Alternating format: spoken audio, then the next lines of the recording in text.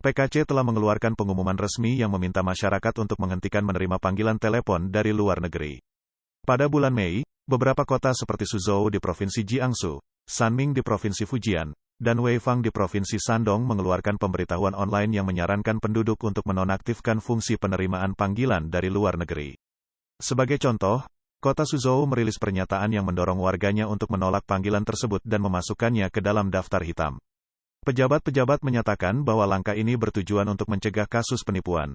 Namun, para ahli berpendapat bahwa langkah yang diambil oleh PKT ini memiliki dua tujuan, yaitu menekan penyebaran informasi akurat dari dunia bebas dan menyesatkan masyarakat China. Selain itu, langkah ini tampaknya merupakan uji coba awal untuk potensi pembatasan komunikasi domestik dan internasional di masa depan.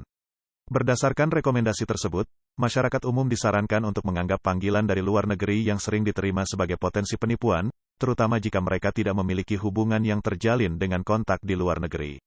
Polisi juga telah memberikan panduan untuk membedakan panggilan internasional, dengan menekankan indikator seperti nomor yang diawali dengan plus atau awalan 00, yang menandakan bahwa panggilan tersebut berasal dari luar negeri. Selain itu, instruksi mengenai cara menghubungi 3 penyedia layanan telekomunikasi utama di China, yaitu China Mobile, China Unicom, dan China Telecom, diberikan untuk memungkinkan individu untuk memblokir panggilan internasional yang masuk.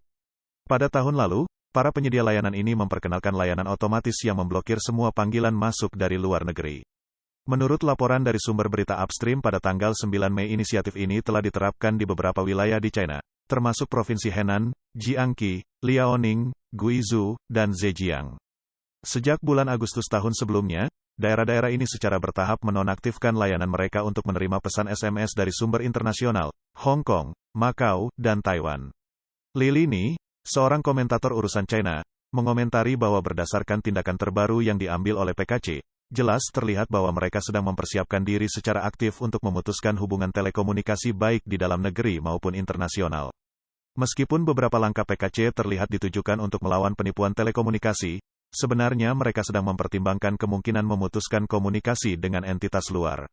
Dengan adanya ketidakpuasan yang semakin meningkat di kalangan masyarakat China, kemungkinan terjadinya gangguan massal dalam skala besar kapan saja semakin meningkat. Untuk mengendalikan skenario tersebut, pihak berwenang mungkin akan menggunakan tindakan ekstrim seperti menonaktifkan koneksi lokal maupun luar negeri.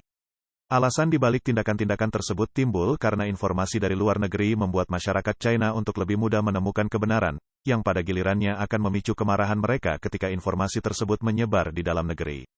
Dalam beberapa minggu terakhir, petugas penegak hukum di berbagai kota di China telah mendesak para orang tua untuk menghapus aplikasi pesan terenkripsi dari smartphone anak-anak mereka, dengan alasan mencegah mereka tanpa sadar menjadi peserta dalam kegiatan penipuan. Beberapa aplikasi yang menjadi target antara lain Telegram, WhatsApp, dan Twitter yang umumnya tidak dapat diakses di China dan memerlukan penggunaan jaringan pribadi virtual, VPN, untuk menghindari pembatasan internet. Li Yuanhua, seorang sarjana Australia, menyatakan bahwa Partai Komunis China sangat fokus pada software enkripsi karena kemampuannya untuk mengirimkan informasi tanpa batasan, dengan tujuan yang disebutkan untuk melawan penipuan internet, namun sebenarnya berfungsi sebagai dalih semata. Li Yuanhua juga menjelaskan, dan quote, kekhawatiran utama adalah bahwa program-program ini beroperasi di luar kendali PKC.